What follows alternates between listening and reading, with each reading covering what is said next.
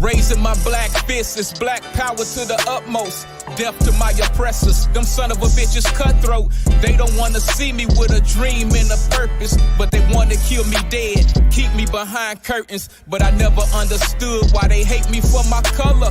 Proud to be black, never wanna be another. I pray to black Jesus that I live to see a change. I'm unified with kings, feeling the same pain.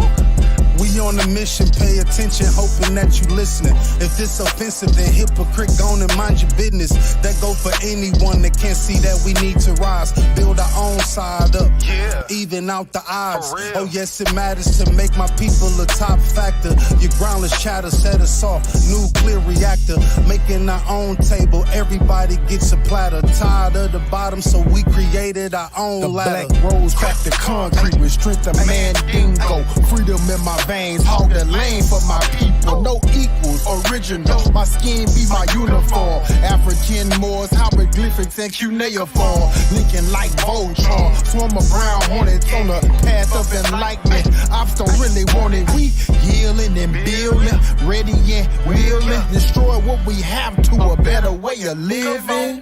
On the rise like balloons in the sky release. Ain't trying to eat up the whole pie, just need a piece. It's enough for everybody, we can get some more. Plus a double up, maybe even times 4. On the push for change, starting with just one voice. You and I, U-N-I-T-Y, one choice. One nation under God on his one earth.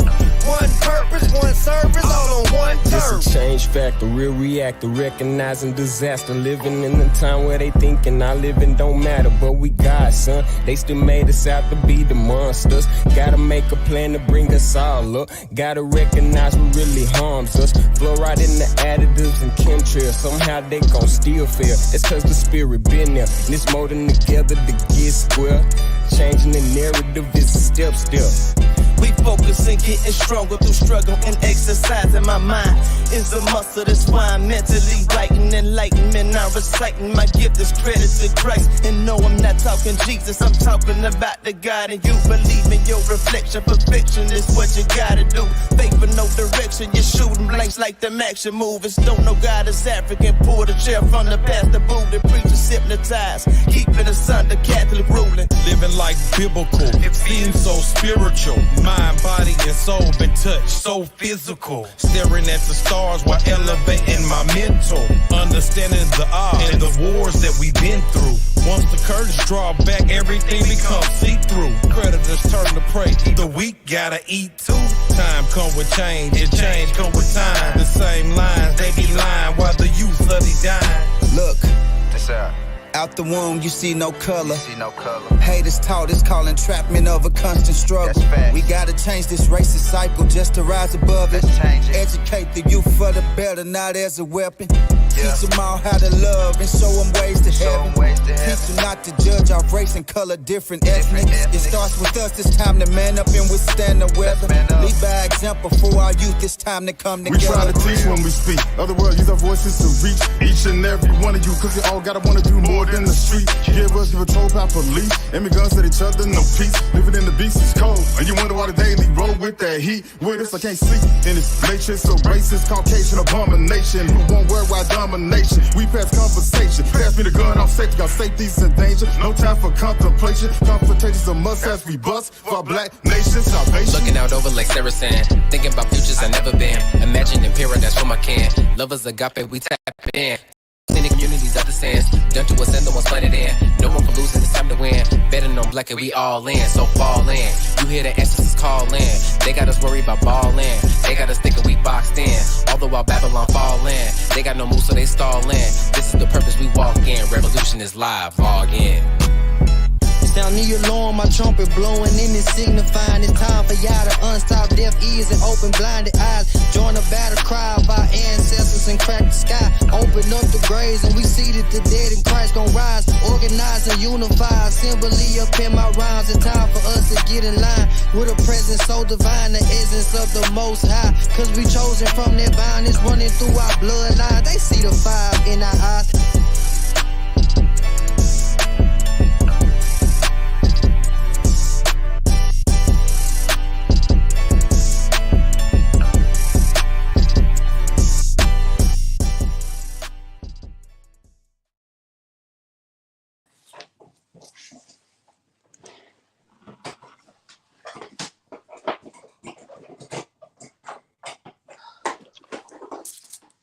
Bibi 48, Bibi Tumi, Kujitiwala, Shialafiani. Welcome to another edition of the War Report with yours truly, Oba Oláyínká. Thank you all for joining us this week. Before I introduce our guest, our esteemed guest this week, I want to go over a few particulars before we get into our show this evening. First thing is that I would like to apologize to the entire viewing audience. I know last week we were scheduled to have on the one and only Mama Pam Africa, the consultant and minister of confrontation of the MOVE organization, last week as our guest right here on the War Report, but due to technical difficulties, we were not able to have her on last week. And so we had to cancel the show at the very last minute. And I know many of you all emailed me with a little bit of disappointment, but we have rescheduled that program for a later date. She's more than happy to come back on. She always knows that she has a home right here on Do the Knowledge Radio and on the War Report. So we have rescheduled her for another day, another Thursday, of course, right here on the War Report. But I wanted to apologize to you all for the technical difficulties that we had last week and that we were not able to bring her on. I would like to also encourage you all to please support the programming right here at DTKR, Do the Knowledge Radio. Please support Do the Knowledge Radio, your place where the knowledge is born. You all can support Do the Knowledge Radio via Cash App as well as PayPal. You can support Do the Knowledge Radio on Cash App at $ Knowledge Born Allah. That's $ Knowledge Born Allah, as well as you can support on PayPal at paypal.me/Do the Knowledge Radio. That's paypal.me/Do the Knowledge Radio. As well as support the War Report itself, this show. You can support via Cash App at $ Oba God 7. That's $ Oba God 7. You can see it right there at the bottom of your ticker. Please support this program as well as all the great programs and shows on Do the Knowledge Radio. If you would like to be a future guest of this program, you are more than welcome to email me directly. My name at Oba_Oláyínká @yahoo.com. That's spelled OBAWAJUMI_OLAYINKA @yahoo.com.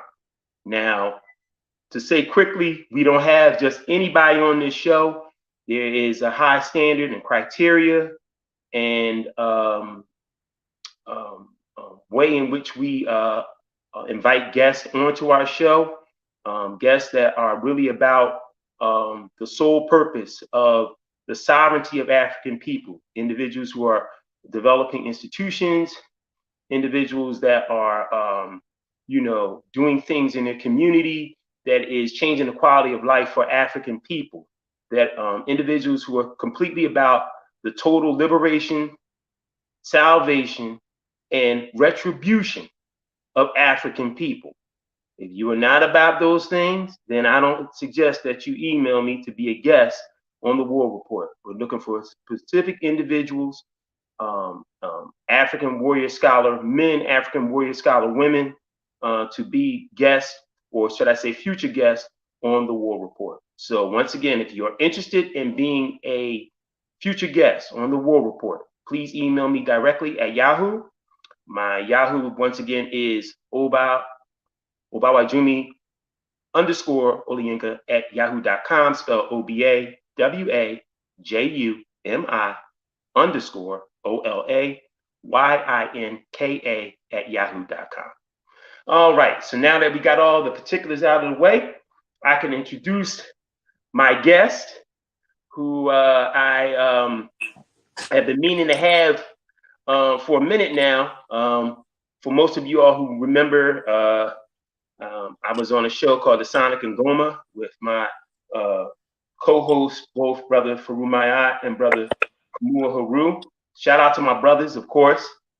And I was never able to get my guests on that show. And now I've come back with my own show. So I said definitely one of the first guests I wanted to have on the show was a brother and his wife who I really come to admire and respect actually through online. They're from a small town, city in the state of Arkansas called Pine Bluff. I never knew where Pine Bluff was. You know, trust me. If anybody was to ask me 2-3 years ago where Pine Bluff, Arkansas was, I didn't know. I mean, you know, I didn't know that I had family down there. Now today I know I got family down there. And one of the things that put them on my radar was the work that they were doing with the Gsc Community Garden, and a garden that not only provides for their particular immediate family and the fruits and the vegetables and things that they are growing, but it provides a food source for all the Africans there in Pine Bluff. As Baba Obafemi likes to say, Pine Bluff is like the black capital of Arkansas. Yes. And because of that, and the work that they were doing and the classes that they were teaching the community in terms of how to grow their own fruits and vegetables and gardening and the whole science of agriculture really was something that I came to respect. And he would do live videos on Facebook talking about all the things that they were doing. Then I came to find out that, you know, he is a dynamic chef. He's an MC, 1/3 of the group MCE. We'll get into that a little bit later. And then his queen, Mama Kwaeisi. I mean, I was like, you know, she's just everything, a doula, teacher, as well as. But I'm gonna let them introduce themselves and everything, and give a little bit of background about who and what they are, and who and what they are and what they do. None other. My guests tonight are Baba Obafemi Kinsiedilele and his queen, Mama Kwaeisi Gallaudet. Welcome to the War Report. We're glad to have y'all on. Appreciate it. A baby for Hodier. Thank you for having us tonight. No doubt, man. Okay. We want to first. I want to give allow for you all to have the floor and give a little bit of background about yourselves. I think that many Africans across this country need to know who you all are and what you're doing. And we could definitely get into the fact that you are about to open up your new independent African educational institution called the Sankofa Institute in Pine Bluff, Arkansas. But give us a little bit of background of who and what you are. So, floor is yours. Okay, well, I'm Kwaeisi. Born and raised in Arkansas. I'm from Northeast Arkansas, the Blytheville area. And I moved to Pine Bluff 5 years ago, where I met OB. I am, like you said earlier, I'm a doula. I've been a doula since December of 2019. And I completely finished my training at the end of 2020. So I do that. I help women in the area, and I also travel across the state to different women because I really want us to know that we should deserve that support no matter where we are. And it's not a lot of us in Arkansas right now. It's like there would be in the bigger states like Texas and stuff like that. I have been teaching there since I moved there in 2016.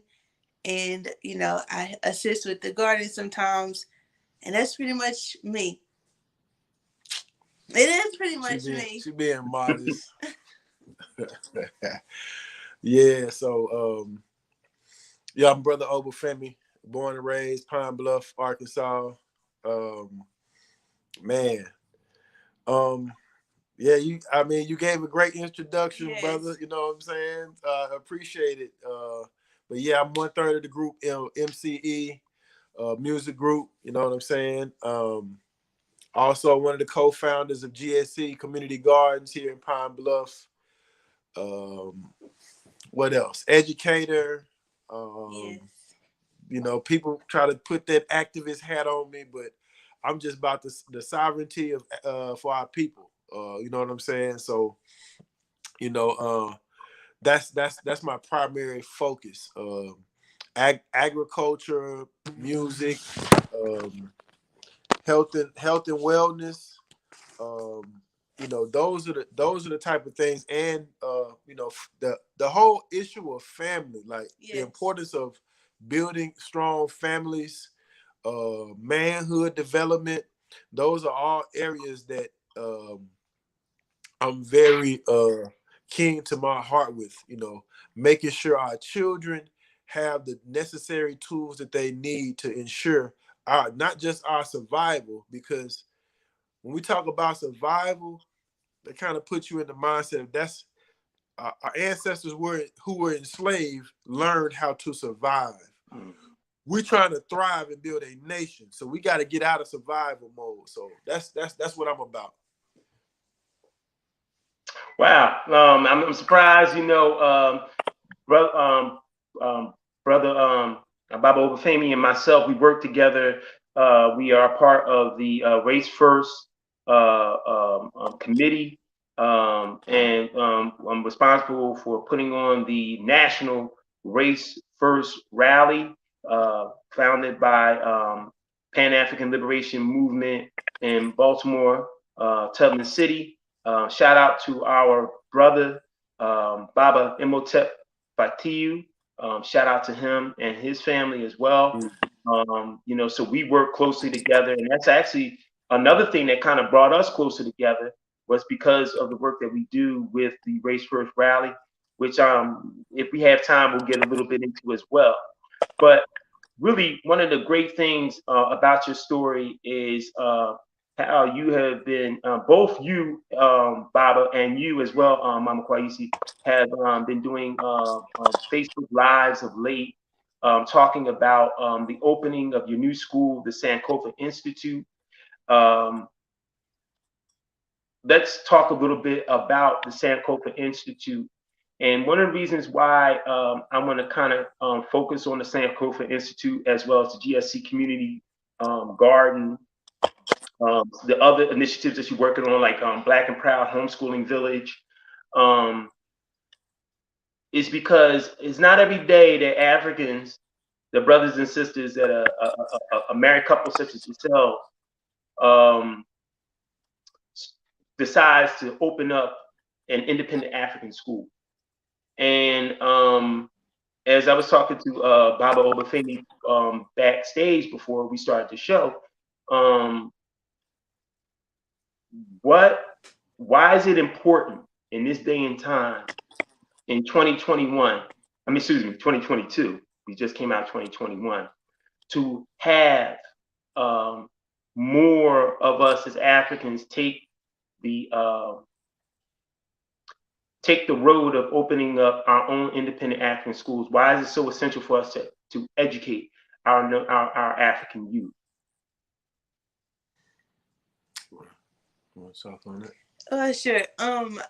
My biggest motivator is, as a person who came out of the classroom in the public school system, it became very evident that there's a status quo. There's a method that you should follow as a teacher in those spaces.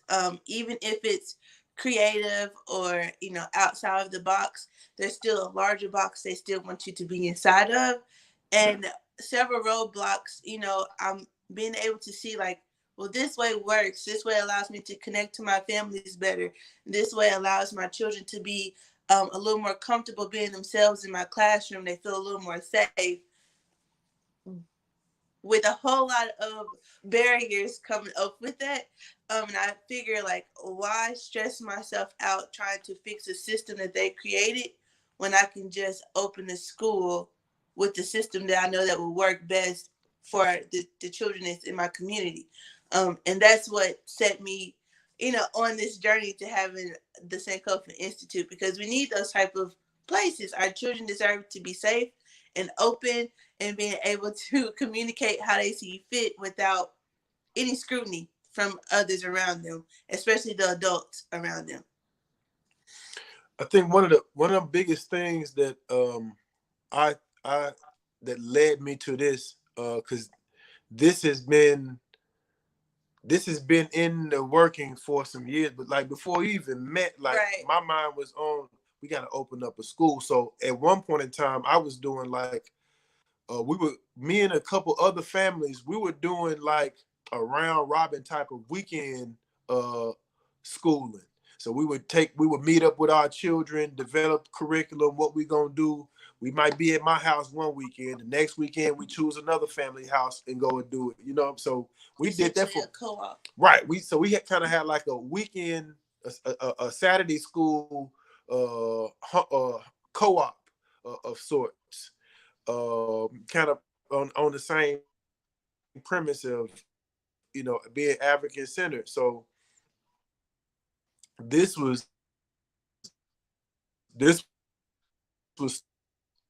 some of the seeds that were being sown.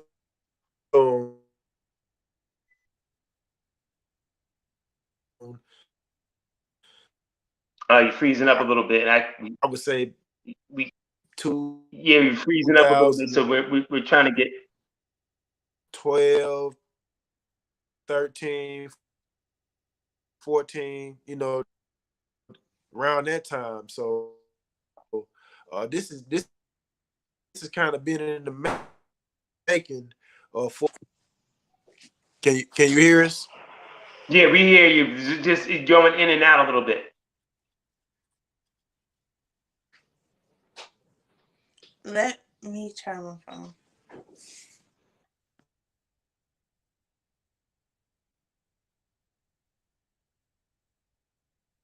But I mean, if you can continue, Baba.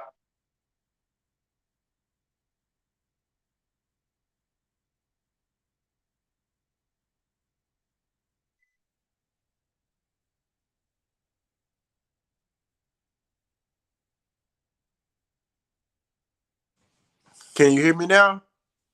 Yeah, I hear you now. Okay.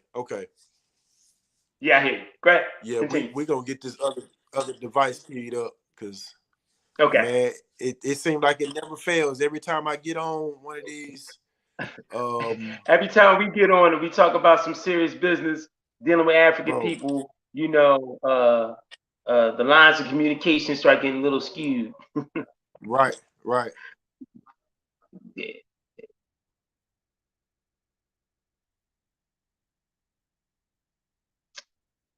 So, like I said, once again, while we wait for Baba and Mama to get everything together, as I said, please support the War Report right there at the bottom of your ticker.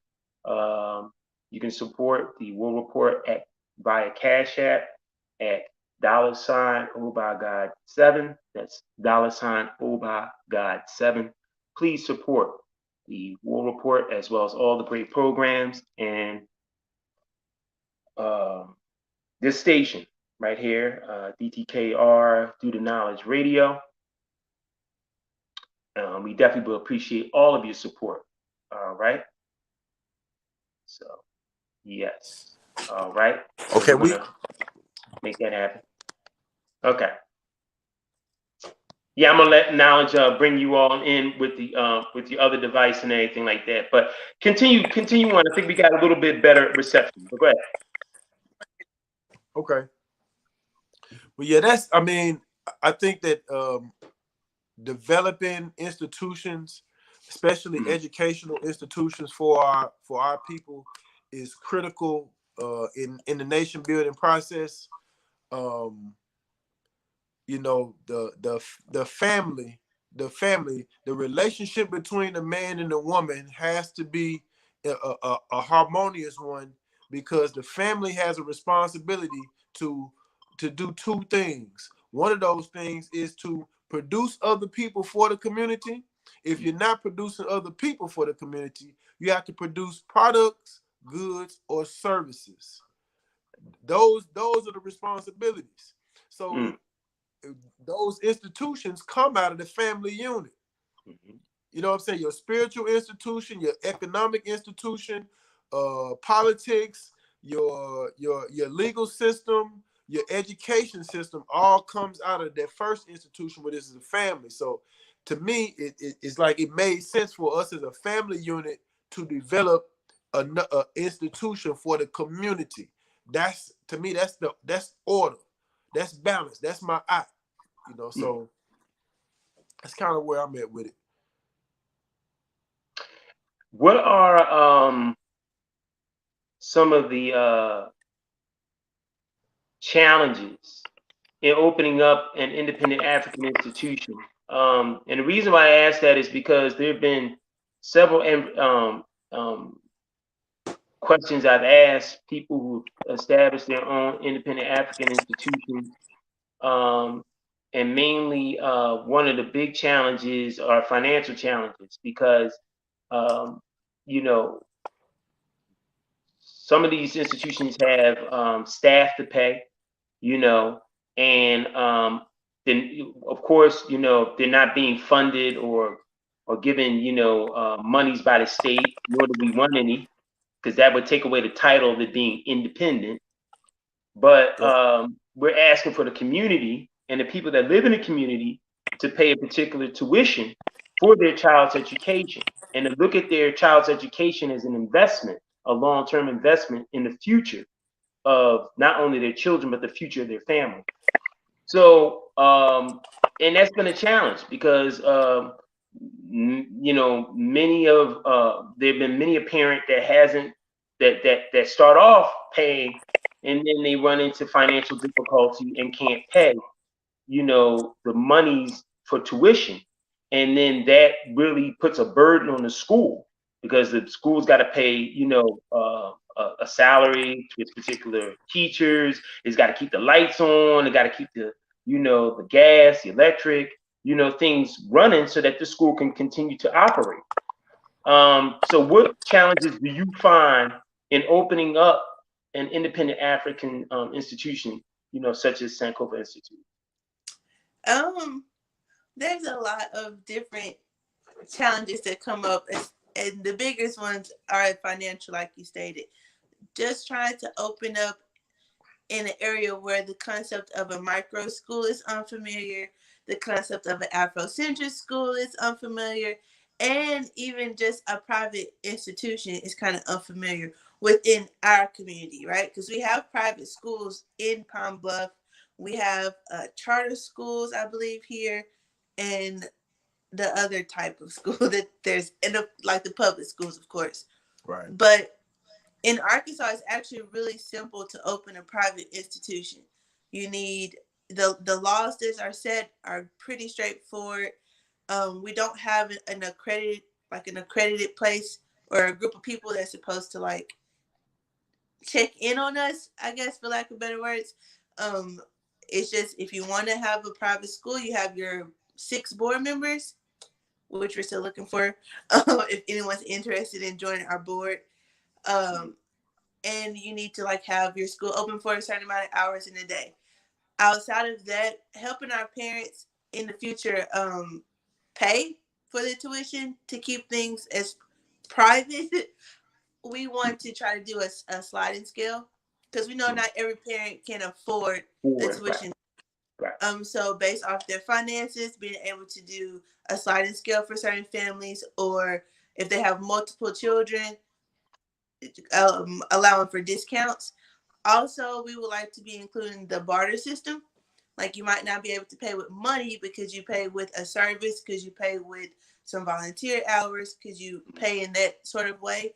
And then also there will be a level of responsibility to all of us involved with the school. So this will include our children and their families to fundraise. Like, your tuition is this much, but you're technically supposed to fundraise this amount of it to assist the school. I've also been doing a whole lot of grant apps, the ones that don't require much on the back end as far as, yeah, we'll give you the grant, but you have to do this, or we'll give you the grant, but you have to add this into your slogan or something like that. Trying to find these very small little niche areas where it's like, oh yeah, we fit here. We can apply for funding here, because they don't want much from us in return. They just want to support. They just want to give the money versus us trying to get loans from areas and things like that. Those are my current ideas that's been helping us go from not having a space to having a space, and then being able to afford to renovate the space to open it for our future families. I know we just shout out to the Baba in Mega Everestville. That's down in Jackson, Mississippi, man. He's, Elder sent us some promotional items for the school to help fundraise. We just received in the mail like Tuesday. So you know what I'm saying? Like we were speaking earlier, like making those connections and having those connections with other African people across the board, man, is crucial. You never know where your help may come from. So just building those relationships, man, is crucial. Building relationships with the families, because we're talking about educating the children. We actually talk about, this is families. The whole family, yes. You know what I'm saying? So I started doing movie nights, showing films in the community, documentaries, even doing my own classes about 2014. So we've revived that at the Sankofa Institute. So we got one tomorrow night. Just another way to teach, but also to help draw in other people and do some fundraising at the same time. So I think she'll be doing some of dealing with some of the doula clients. Yes, the school will have a family room at the further back of it, and the family room is where I will be meeting doula clients at, and also being able to host some childbirth classes. And it's a small little compact area in the back, very intimate. But also, I know that my students are coming from a larger family, and sometimes their families have, like you said, they run into issues, they run into some obstacles they need support with, versus like bringing them to my school office at the front. I'm like, let's go to the family room. Let's see what we can get you connected with, what resources in our community I can connect you with so that you can better yourself. And when they better themselves, the children will be better in the classroom.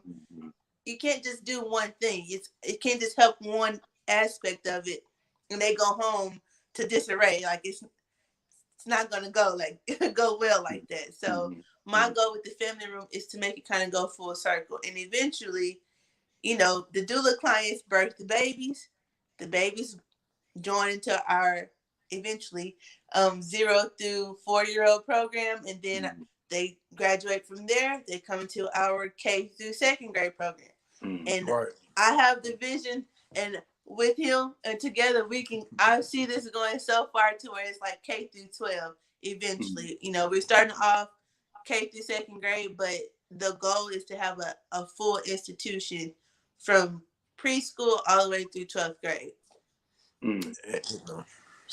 Well, I want my viewing audience out there to listen really, really good. Look, the Sankofa Institute of Pine Bluff, Arkansas is looking for a 6th member on the board. So I know there are plenty of Africans that are watching this program that I'm sure right now are very, very impressed with the presentation that they're hearing from both Baba Obafemi and Mama Kwaeisi. So please, and I will they'll definitely give their information at the end of the program. But we're looking for 6 board members. You know what I mean? I would be that board member, but my hands are so full right now. But I'm trying to get some other Africans involved in supporting this thing. And which leads me to my next question. How are you all drumming up support, not just in Pine Bluff, because I know that this school that right now is K to 2 is not just open to just African residents living in Pine Bluff, but anywhere in immediate local area of that part of Arkansas. How are you all getting the word out? How's that coming along?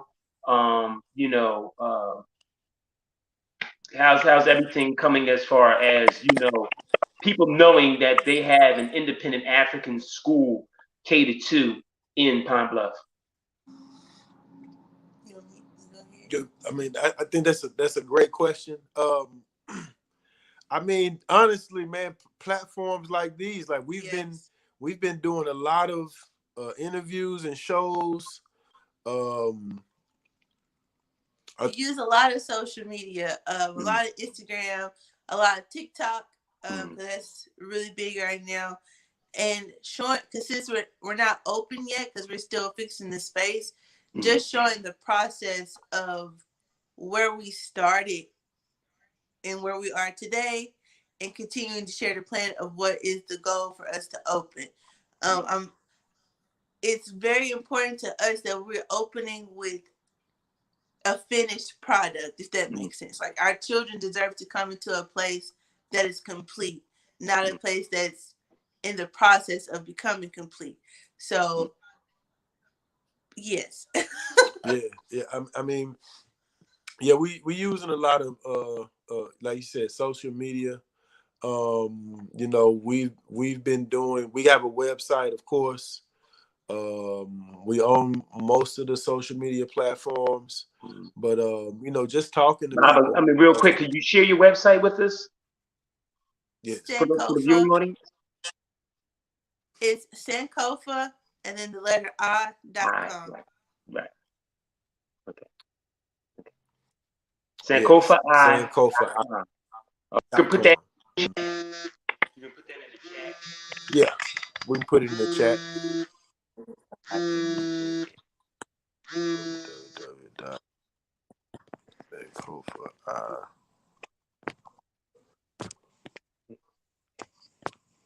And definitely put that in the comments and anything of that nature.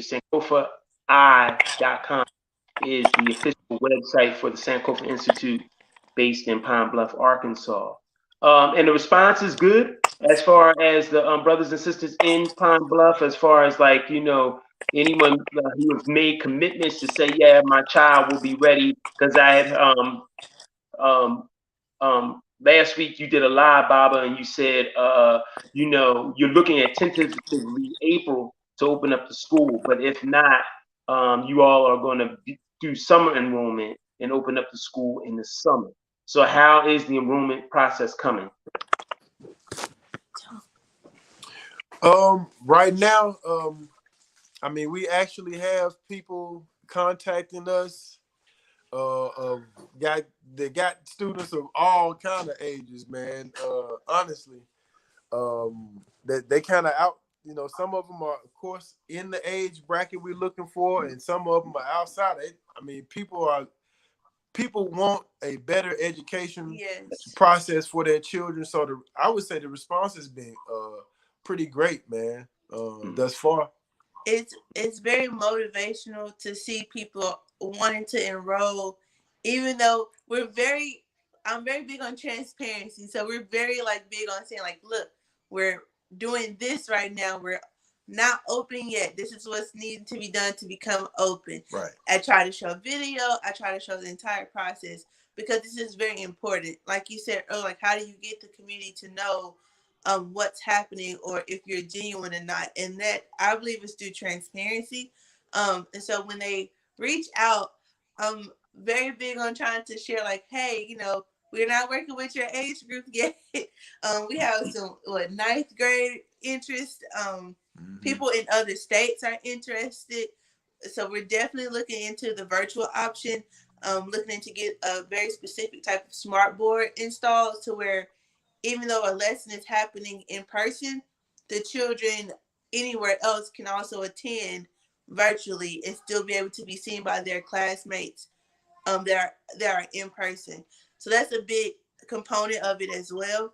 We're also looking into Saturday schools for the older age groups. Right. So, like I said, I think the response, man, I mean, we in them times where people understand that we need something specific for us. And that's kind of, I mean, like, the whole race, the idea of race first, like we need something specific. We need a specific prescription for our people. And only we can give that prescription to our people because we know what the ingredients are. You understand what I'm saying? Somebody else don't have the ingredients to give me something specific for me. We have to design that. We have to control the pedagogy that goes into it, the teaching methods, the curriculum, the whole nine. So that has to come from us. So have you reached out to some of our mamas and some of our babas who have 20 plus years in the field of education, have established their own independent African institutions such as Baba Baruti and Mama Ina Ya Baruti, reached out to Baba Amin and Mama Nkoyo for their jegnership, their tutelage, and helping you all to govern the course of where the Sankofa Institute is going to go. It wouldn't be right if we didn't do any of that. Right. It's almost like the African tradition is like asking your elders to speak, like that's right.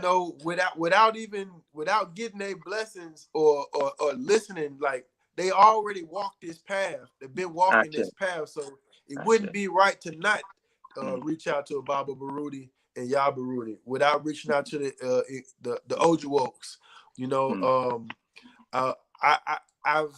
We've talked a little bit briefly. I've talked a little bit briefly with the brother Marcus Klein, but I've been following this brother's work for some years, man. And we got some conversations that still need to be had. So I've been paying attention, and we both been doing our homework about just African schooling in general. Some of the players, some of the history behind it, because we don't want to go into this just with like this is more than just putting a picture of Africa on the wall and knowing some symbols. Like it's bigger than that. We're trying to show children how to be African in 2022. That's the goal to me. So we're getting a little bit of discourse, a little bit of feedback. Oh, thank you for putting up info knowledge. Thank you. Looking at the webpage for the Sankofa Institute in Pine Bluff. Why I keep on saying Pine Valley? Oh God, for Pine Bluff, Arkansas. That's being ran by Baba Obafemi and Mama Kwaeisi. So I'm like I said, I'm just think that it's a great thing that you all are doing. To have another African independent African institution. I follow and monitor the work of CIBI, which is the Council for Independent Black Institutions, which was started by our Baba Hannibal Alfred Ibaye, who made transition about 5 years ago now. So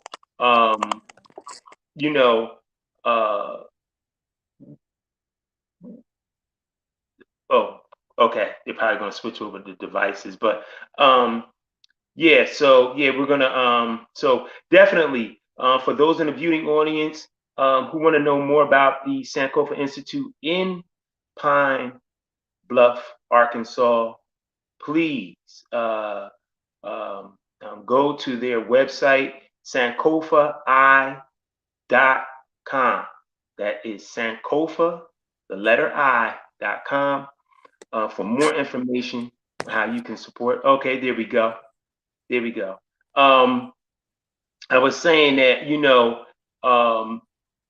and I mean, I'm sure that in some ways that you all are going to be one of the schools that, like many of our schools who are associated with CIBI, the Council for Independent Black Institutions. Yes. Yes, sir. Yes, and indeed. tell people the importance and the significance of why to be affiliated and associated with CB. So for me, I think that is very important because it plugs us into a network of other people who are doing this work, who have experience, who have resources, knowledge, as well as possible educational training, teacher training, learning things about administration. Like I think I was listening to Baba Amin one day, and he spoke of, we have African centered schools across the country. What we don't have as of right now is a network or a school system. Mm-hmm. So we have to systematize what we're doing. So no matter whether I'm in Philly or Florida or Arkansas or New York, we're getting some of the same things in our institutions. You know what I'm saying? As how the public school, like, you gonna get some stuff different, but all in all, you're getting some of the same things no matter where you go. So we have to systematize what we're doing, and plugging into CB to me will help in that process. I'm sorry, I'm reading some of the comments. It's quite all right, Mama. It's quite all right. Do you have anything to add? No, I was going to say the same thing that he's saying, that it's very important that we're a part of a greater network. One, because it allows for some accountability as well. Have other people that can kind of say, hey, that probably wasn't a good idea. Or even before it's put out, they can tell you, like, oh, no, you probably shouldn't go forward with this, or you might want to rethink how you do things. So having a larger network of people to learn from and grow from is just very important to us. So it just makes sense to be a part of that.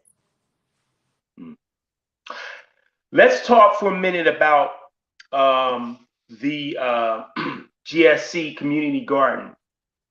Why did you all establish the community garden for the particular community in Pine Bluff and surrounding area in Arkansas?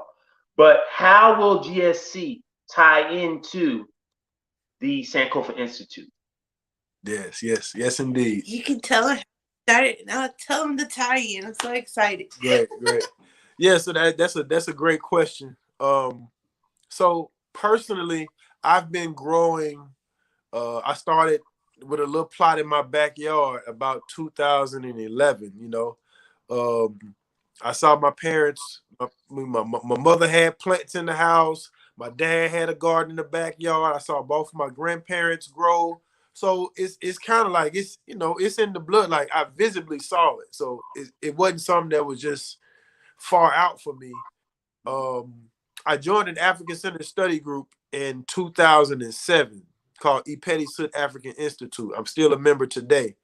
And one of the tenets in the first level was to be able to grow your own food. So, I dug like 3 little rows up in the backyard. Anyway, fast forward, I had expanded it as much as I wanted to do in my backyard. And, having some of my brothers in the community come and see what I got, I was like, man, I ain't gonna be able to just have everybody coming to my house in my backyard to show them what I'm doing. You know what I'm saying? So, one of my brothers, that's a member of MCE, owned a lot behind one of his older houses. He was like, bro, listen, man, we could just use the lot behind the house to start the community garden, because I've been saying this since about maybe 2014. Like, man, we got to do a community garden. So 2017, we broke ground.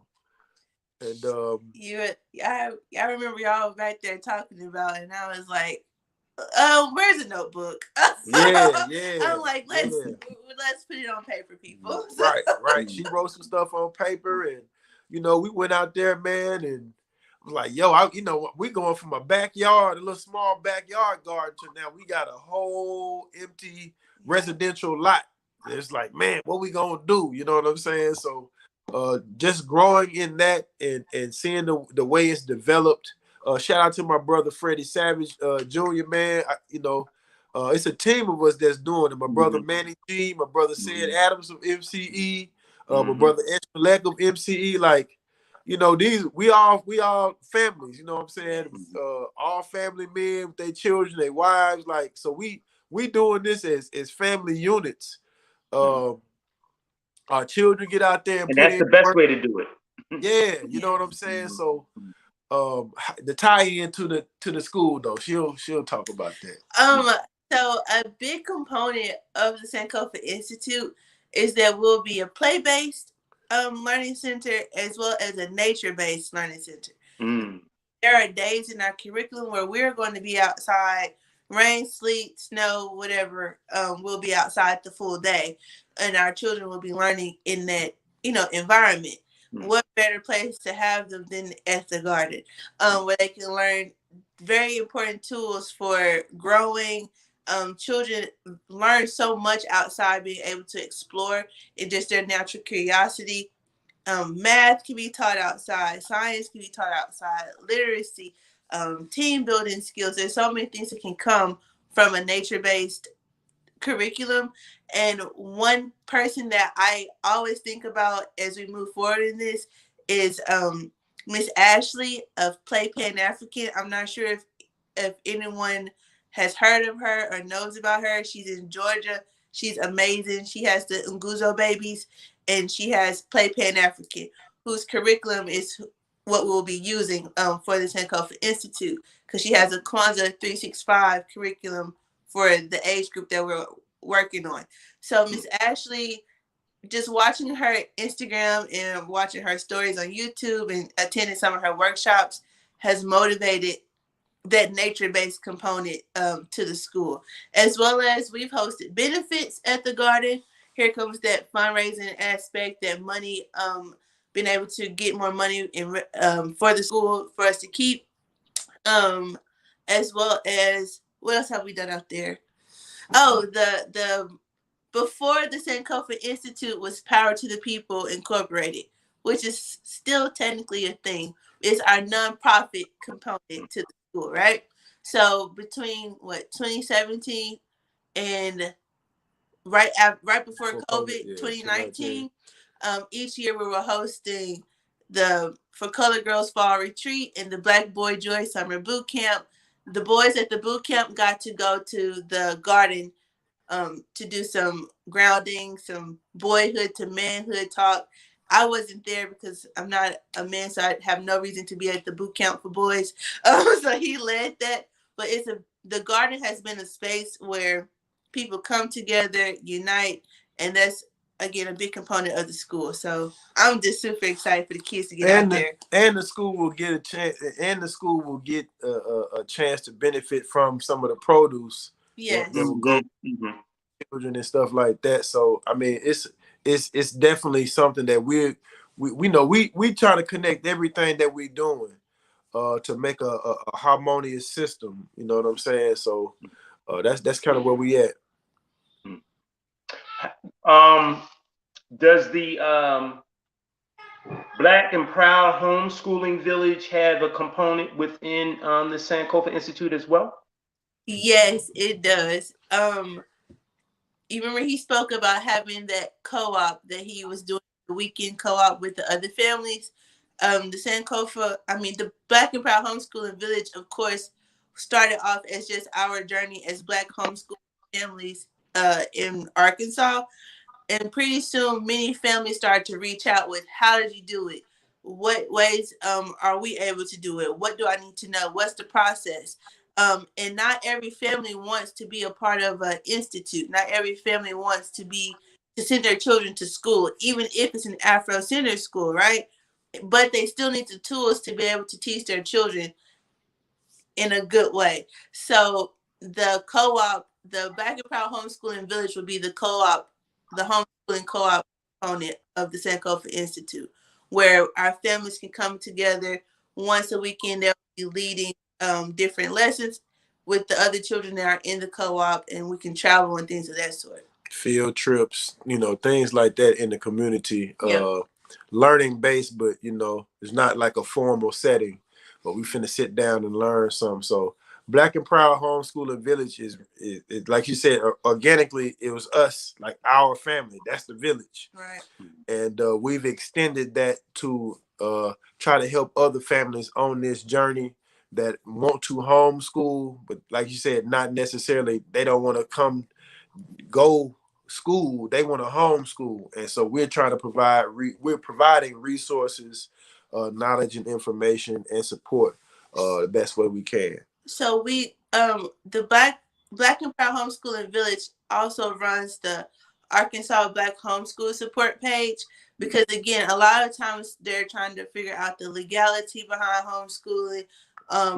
Sometimes the verbiage of like the different words and what they mean. There's homeschooling, deschooling, unschooling, world schooling. There's all these different types of schooling, and the parents can get very overwhelmed very quickly. So we're, like you said, it's a way to show, like, even if you don't have your immediate blood family wherever you are, you still have a village. You can still tap into this larger village. You can go to the library. You can go to this person that does this. My son has been able to talk to music producers, photographers. He's been able to get private music lessons from the village, from people that we've connected with that have skills that we don't have. Train artists. I mean, you know, just the whole nine. Like, you know, homeschooling has afforded us to be able to, like, we have a pretty busy and active lifestyle. Mm-hmm. So traditional schooling is very difficult for us to do anyway, because we stay on the go, you know what I'm saying? Mm-hmm. So and a lot of what we do, we want our children around to see what we do, you know what I'm saying? So they need to learn. Okay, that's essential. Yeah, you know what I'm saying? So daddy ain't somewhere that you can't see for a living, or mommy ain't somewhere where you can't, like, you can actively see what I do. You know, we want them to be able to take part in all of this, so they're not in the dark, but and show other families that they can do it too. Right. It's some adjusting, because you know we're used to living a certain way. You know, right. It's like the standard American lifestyle, and we, you know, that go for generation after generation. You know, and so when you break those molds, you know, you might get some side eyes, and people kind of look at you like, well, what they learning? I'm like, man, y'all don't even ask that for the kids who in public school. You know, so, but I think it's a beautiful thing. First of all, since the beginning of the program, the idea of family, which is the key institution and the first institution. Before you can even have community and nation, you have to get it right or be able to operate within the context of family. And everything that I've been hearing from both you, Baba, and you, Mama, has been the idea of family. From what you all do with the GCS Community Garden, what you all do with the Black and Proud Homeschooling Village. It's about family. You all your family is working together with other like-minded families to build something even greater. And this helps to create that foundation in supporting what you all are doing with, you know, the Sankofa Institute. That was some of the great things that I've been hearing throughout our conversation and our dialogue, but I've also been hearing this idea of, and I don't care if you're Brother Marcus Klein, if you're Baba Amin and Mama Nkoyo, or, you know, Baba Baruti or Mama Ina, or you know, even you know, Baba Imhotep and Mama Ife. This idea of building teaching our children, developing our children for warriorhood, you know, developing them while they're young. It continues to give me hope that we can win. That we can win. You know, with these institutions that are being developed to independently educate and train the minds of young African Watoto, young African children for warriorhood. It gives me hope. You know, when I hear your story, it gives me hope. You know, sometimes when you're doing this type of work, and I know that you can attest to this as an African man, Baba Obafemi, sometimes where we're at, we kind of feel alone. You know, like we're on our own island. Like it's us. You know, it's like, you know, in your mind, it's like it's the Kinsiedilele family against the world. Because I really don't have too many allies here in Pine Bluff that really see things the way that I do.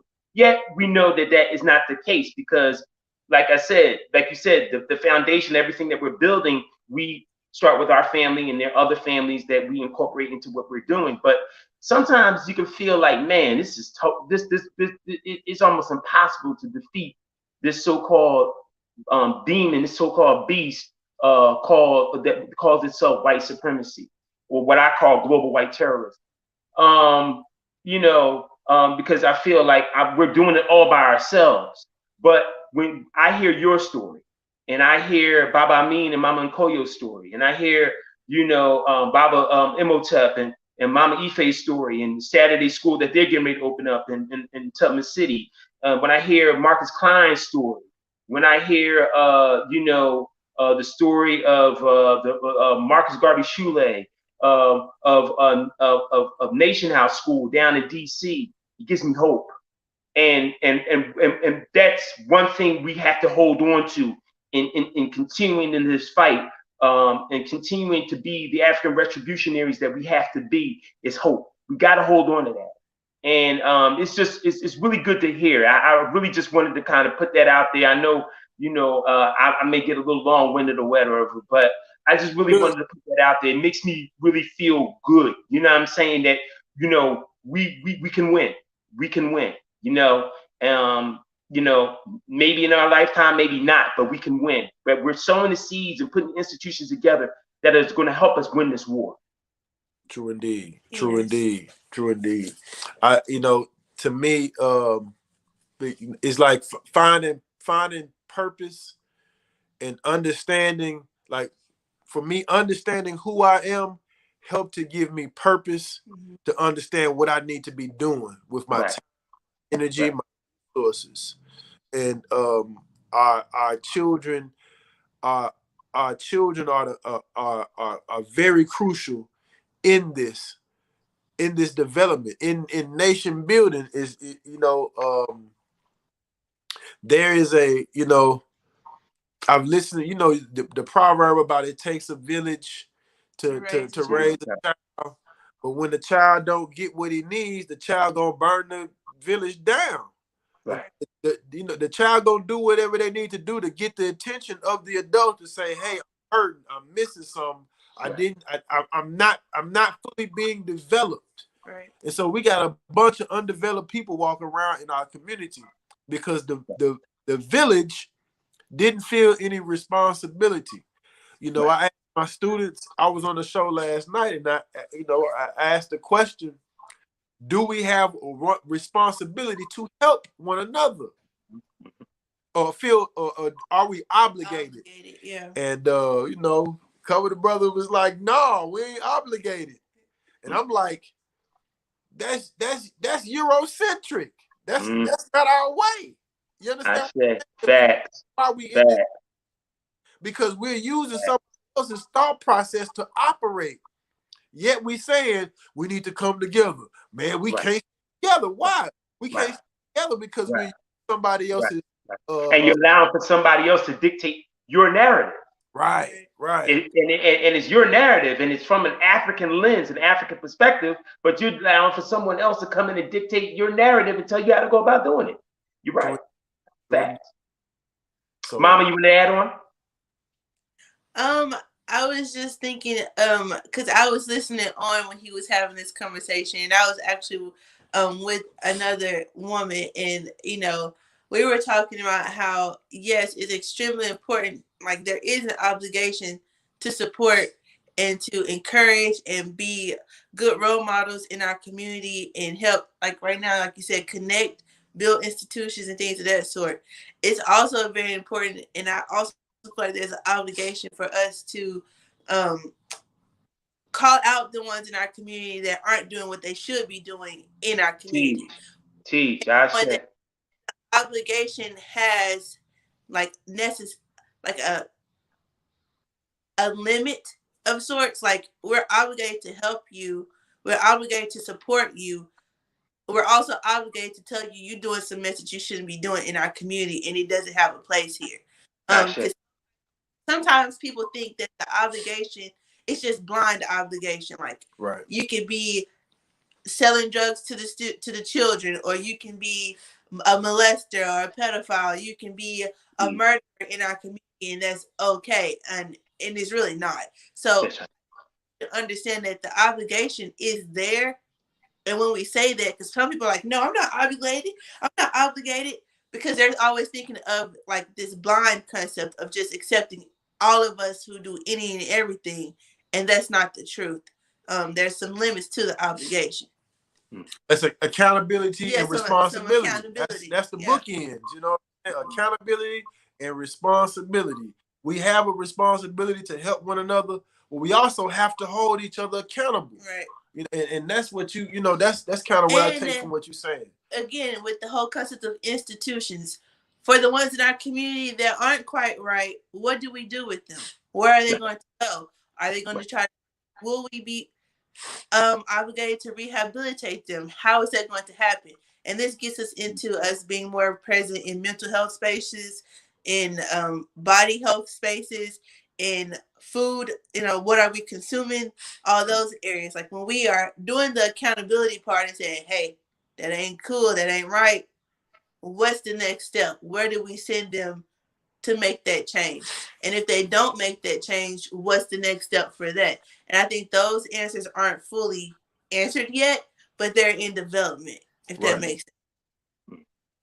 I think one of the things is that, like, for me, on a personal note, you know, I'm here in Philadelphia, but I got I have a son. He's one. He's about to be 2 on April the 21st. You know, my son is everything to me. He's changed my life. He's my first and only child. And congratulations, brother. No, thank you, Baba. Thank you, Ashe. Thank you, Mudukwe.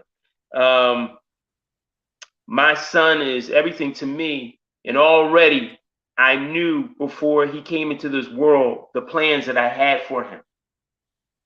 African-centered is an independent African-centered education. There was no question. There was no question. He was going to be in an independent African institution, and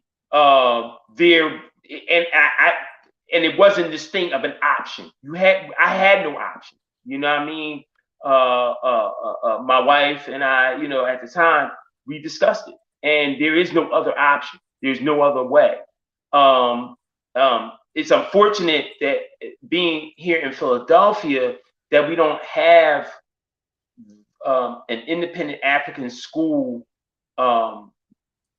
currently that I'm comfortable in putting my child into. So I have to, and because I'm here and my son is down in Virginia with his mother, with his EI, I gotta look online. And now, you know, there are options. You know what I mean?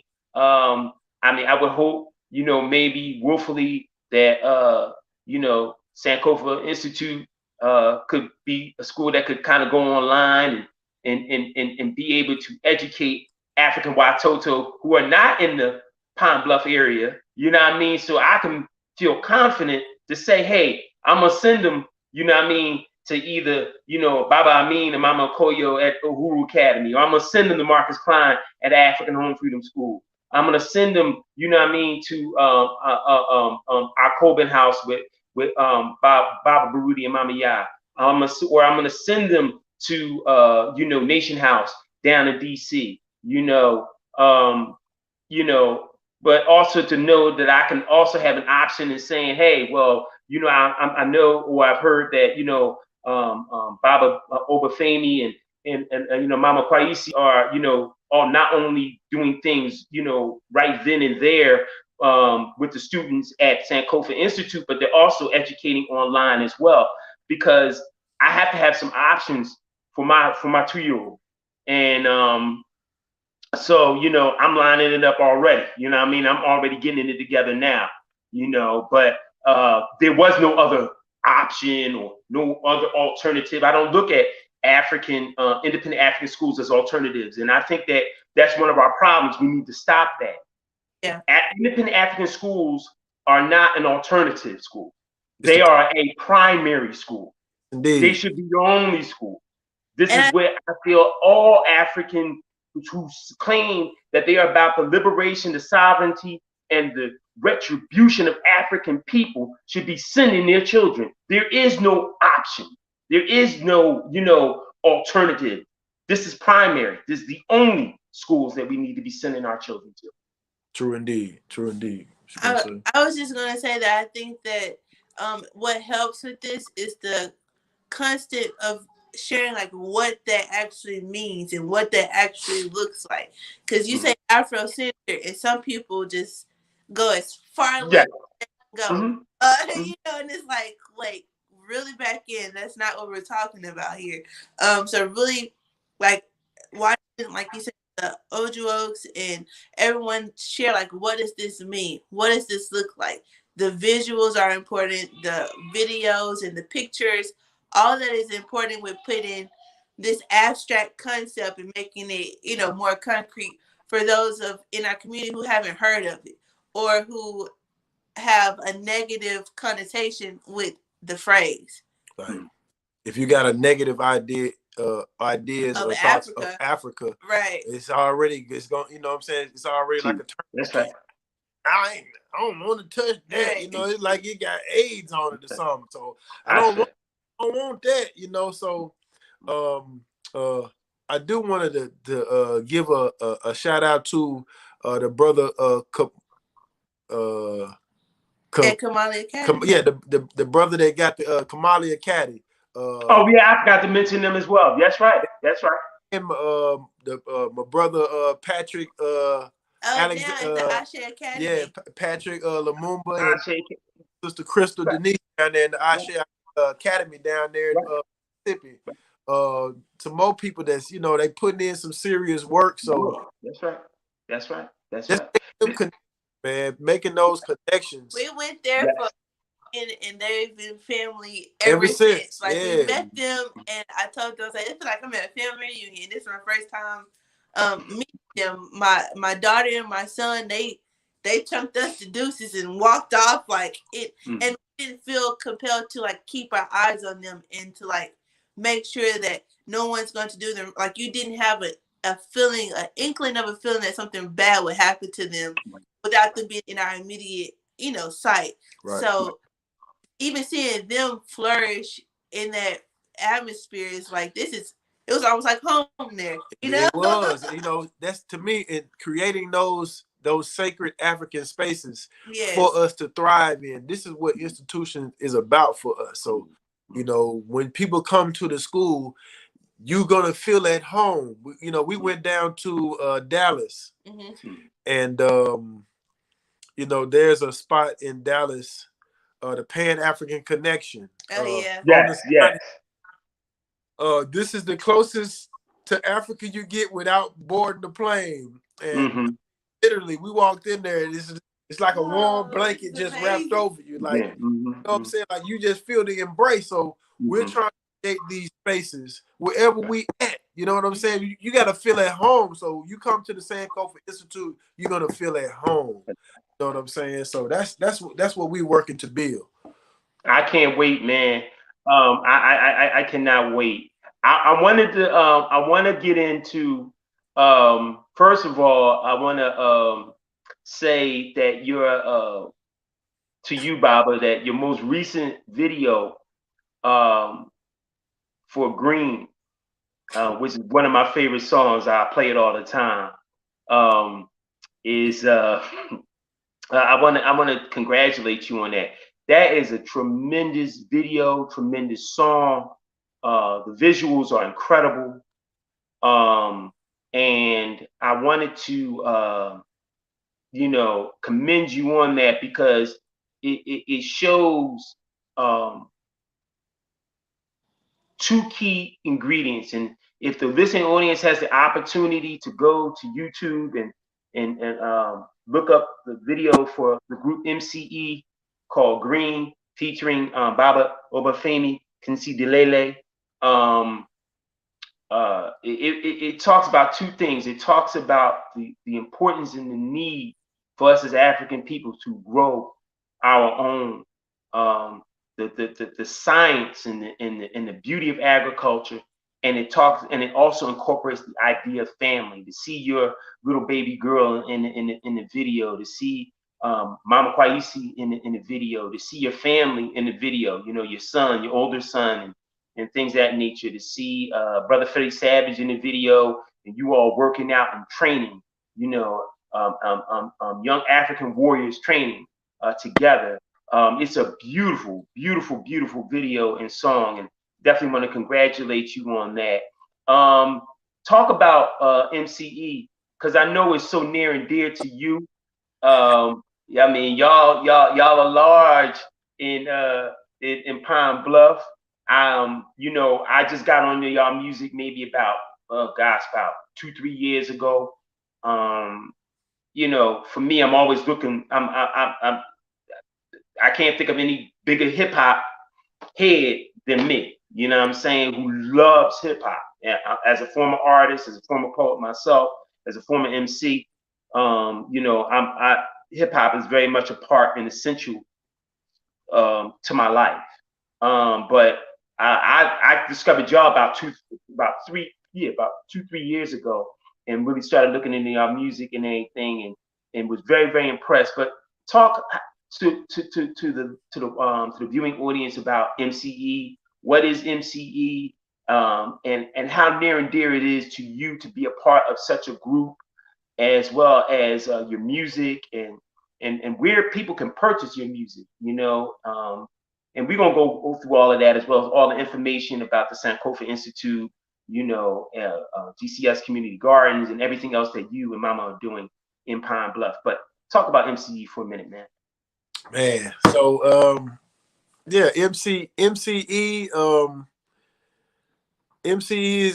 is a collective of artists, and when I say artists, we all like draw, paint, murals, pastels, the pens, so we're artists, but we all share that music is a part of that art that we do. So I've been recording music for about 20 years now. I started, like you said, I'm I love music. I grew up with hip hop. Like it's played so much a role in my life. Like probably about 7 years old. Me, my brother, one of my older brothers and a cousin. We came up with a little group. I was kind of shy, so I'm like I'm the beatboxer. So and they was the MC. So we had our little jean jackets on and all of that. You know what I'm saying? So we talking mid 80s, late 80s. So, but MCE, my brother Said Adams, you know what I'm saying? Shout out to him. My brother Said Adams, we were working at Walmart actually, man. And one of a mutual friend pointed him in my direction to buy beats because, I was producing beats. I produced beats for about 15 years. And stuff kind of happened, and just life kind of happened. So I kind of got out of the production aspect of it. But I made beats for about 15 years, and that's kind of how I met Said.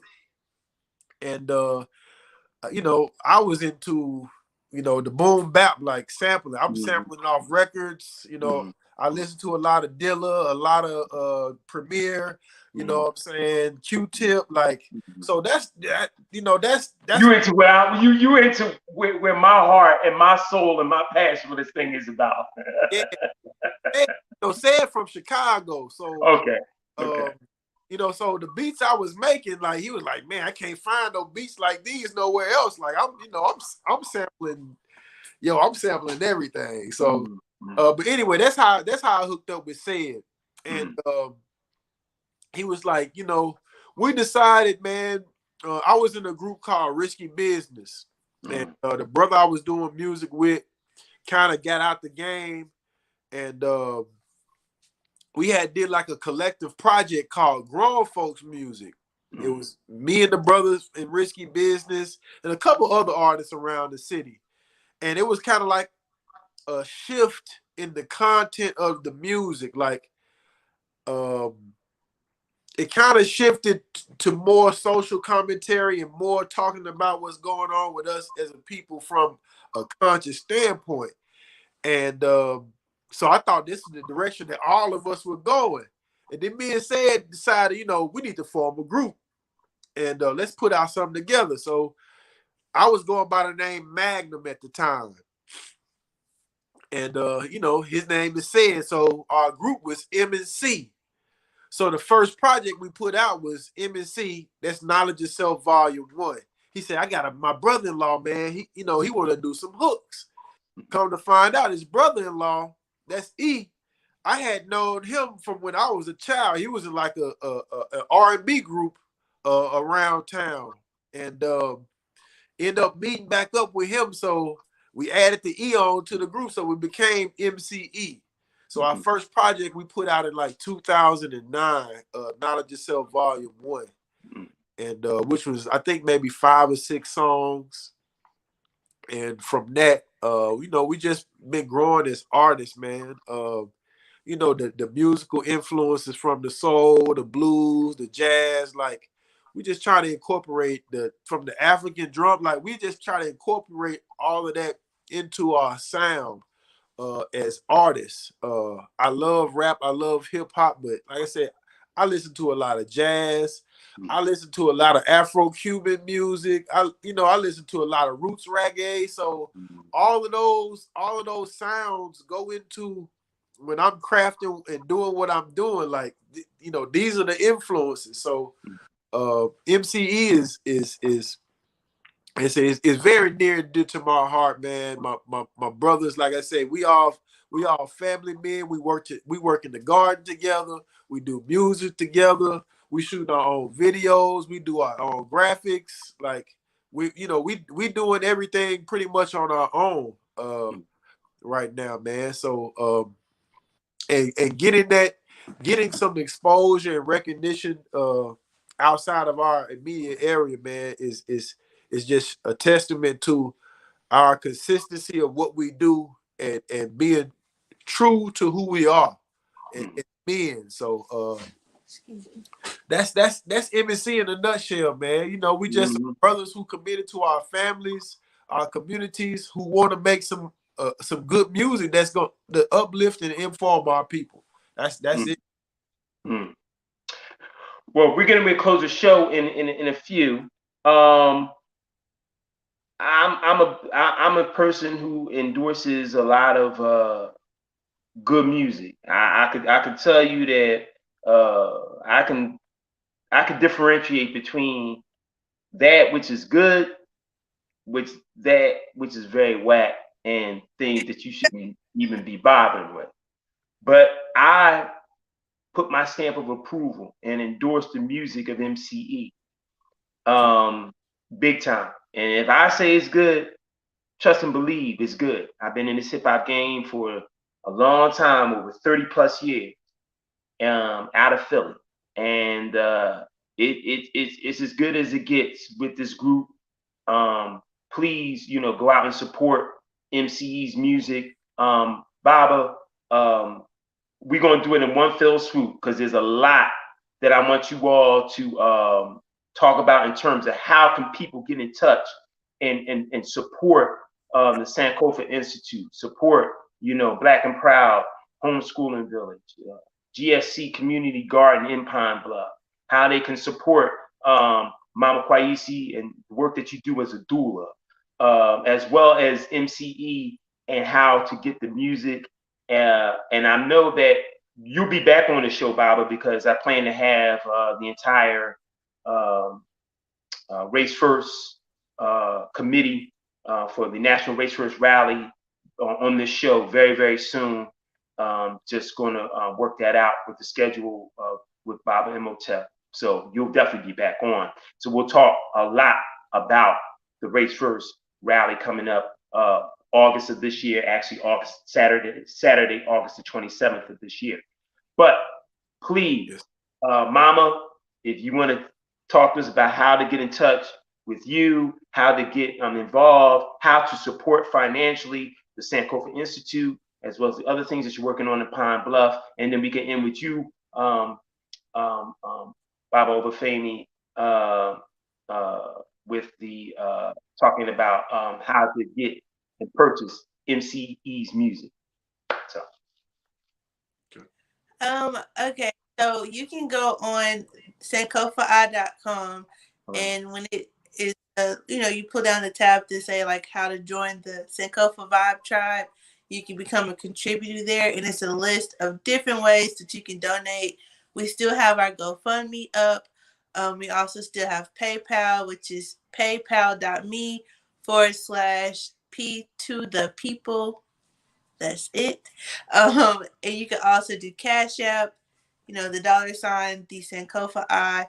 You can also, some people like to do snail mail. You can send things into our P.O. box, which is, again, this the Sankofa Institute, P.O. Box 9181 in Pine Bluff, Arkansas, 71611. So that's that address for that.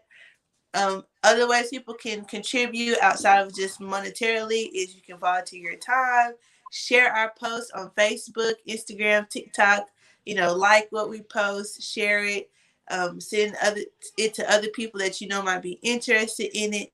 And if you're close, you can come out and volunteer on our collective work days where we're working in the school to get it developed and up and running. So those are all the ways you can contribute to our school and to what we have going on. Yeah, I know we also have our own. We have a family site. So the Kinsiedilele.com. Oh, go ahead, right. But speak about that real quickly.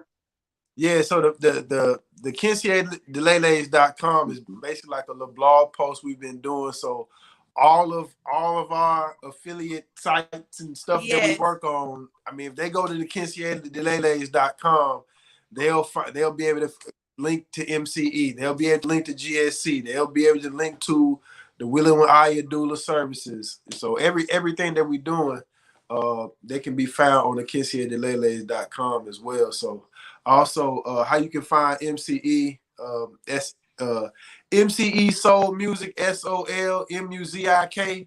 We on Instagram, Facebook, Twitter. You can find us also on Bandcamp. That's MCE Soul Music. To purchase the music, we on iTunes, we on Instagram, we on iTunes and Apple Music as well. So, we pushing it out here any form that we can, man. Also, 720 Sage, where's my brand for my shirts, my attire. Yes. Talk about that, brother. Talk about your company. Yes, make some great apparel. Yeah, appreciate it, man. Hey, brother, I got to cop another shirt, so I'm coming to see you and anything like that. And I forgot about that day. Yeah, the apparel company, and the clothing line that you all have as well. And real quick, we do lovingly call you the chef, and we know that you are a pretty good chef. You do cook up some things in the kitchen. And you've actually done a Facebook Live where you were cooking up something. But are you all, as far as MCE, y'all working on a new album Y'all in the studio cooking up something? Yes, we actually are. We had a release date in December that, you know, COVID kind of hit all of us, man, and it kind of pushed things back. So Knowledge Yourself Volume 3, Cold Minds, is about to release. We actually about to drop a new video for our latest track called Working on Myself. You know, I just found this out maybe a year or two ago, that every Black History Month, there's been a national theme. And this year's theme for Black History Month is health and wellness. So the song is kind of fitting for us to drop this month, to drop the video. So it's Working on Myself, like, and that looks different for different people, whether it's your health, your fitness, your finances, your business, a skill that you've been trying to develop. You know what I'm saying? Your spiritual health, your mental health, like working on yourself is a part of life. And so we just wanted to put that out there to motivate people to, hey, you know, continue to work and develop yourself. Even if this is developing your character, being more honest as a person. We want to put that out there to keep motivating brothers and sisters and anybody else who want to listen to, you know, work on yourself, man. Keep working on yourself. You ain't got it all together. You know, even if you're sharp, you want to stay sharp. Right. You want, like my brother Marcus Klein say, stay chiseled. You know what I'm saying? So, yeah, that's right. That's right. Well, like I said, you know, I believe, much like my brother, Son the Great, I'm not going to give y'all roses while y'all alive, but I'm going to give y'all machetes, y'all honorary machetes. You know, I got a lot of love for you all, both of you all. You're inspirational. You all are very, very, very inspiring and encouraging. Continue the great work that you all are doing down in Pine Bluff.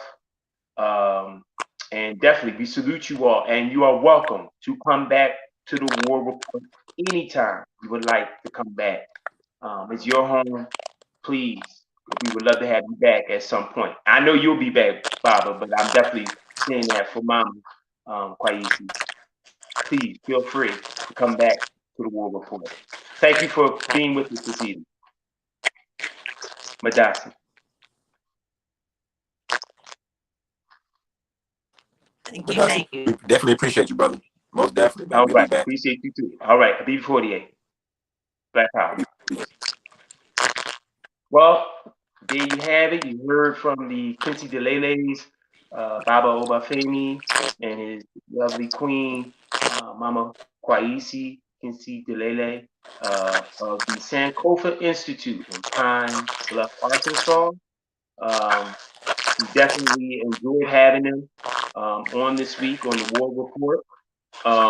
Once again, please support this program. Please support the War Report. At the bottom of your ticker, you see the Cash App for the War Report at $Oba 7. That's Oba 7.